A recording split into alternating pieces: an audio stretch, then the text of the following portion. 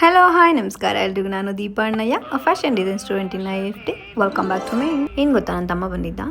ನಾನು ಕಾಲೇಜ್ಗೆ ಹೋಗಬೇಕಿತ್ತು ಆ್ಯಂಡ್ ಅವನು ಊರಿಗೆ ಹೋಗಬೇಕಿತ್ತು ವಾಪಸ್. ಸೊ ಇಬ್ಬರು ಒಟ್ಟಿಗೆ ಹೊರಟ್ವಿ. ರ್ಯಾಪಿಡೋ ಬುಕ್ ಮಾಡಿ ಅವನ್ನ ಕಳಿಸಿ ನಾನು ಕಾಲೇಜ್ ಕಡೆ ಹೊರಟೆ. This whole week we had DC class and today also. Last ಬ್ಲಾಗಲ್ಲಿ ಮೇನ್ ಫ್ಯಾಬ್ರಿಕ್ ಕಟ್ ಮಾಡಿದ್ದೆ. ಲೈನಿಂಗ್ ಪೆಂಡಿಂಗ್ ಇತ್ತು. ಸೊ ಚಲೋ ಲೈನಿಂಗ್ ಕಟ್ ಮಾಡೋಣವಾ. ಇಲ್ಲಿ ಮ್ಯಾಮ್ ಕಾಟನ್ ಫ್ಯಾಬ್ರಿಕ್ ತಗೊಳಕ್ಕೆ ಹೇಳಿದರು, ಬಟ್ ನಾನು ಬೇರೆ ತಗೋತೀನಿ ಅಂತ ತಗೊಂಡಿದ್ದೆ. ಲೈನಿಂಗ್ ಎಲ್ಲ ಇಟ್ಟು ಮಾರ್ಕ್ ಮಾಡ್ಕೋತಾ ಇದ್ದೀನಿ. ಟೇಬಲ್ ಮೇಲೆ ಇರ್ತಿಲ್ಲ, ಜಾರ್ ಕೆಳಗಡೆ ಬೀಳ್ತಿತ್ತು. ಉಫ್, it took so much time. ಹೆಂಗಾಗತ್ತೆ ಈ ಘಟನೆಗಳು? Then it comes to the cutting part.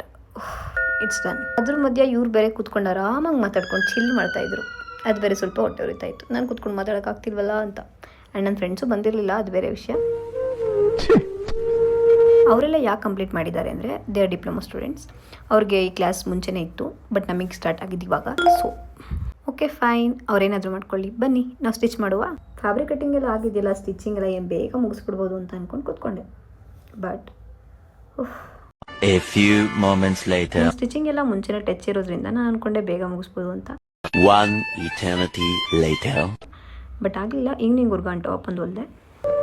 ನನಗಂತೂ ಈ ಜೀವನವೇ ಬೇಸರವಾಗಿ ಹೋಗ್ಬಿಟ್ಟಿದೆ. But it has come out so well. I'm not gonna show the result now. You have to wait for the result.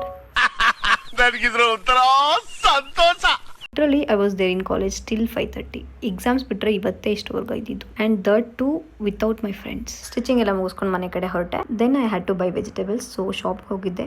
ಇಬ್ಬರು YouTube channel ಬಗ್ಗೆ ಏನೋ ರೇಗಿಸ್ತಾ ಇದ್ರು. ಸೊ ಇವರಿಬ್ರದ್ದು ವಿಡಿಯೋ ಮಾಡ್ಕೊಂಡೆ. ಇವೇ ತಗ್ಗಿಂచుకుంటే మంచిది. ಸೊ ಇವತ್ತಿಗಷ್ಟೇ, ಇನ್ನೇನಿಲ್ಲ. ಇದಾಗಿತ್ತು ಇವತ್ತಿನ vlog. Thank you for watching. ಮತ್ತೆ ಸಿಗುವ. ಬಾಯ್.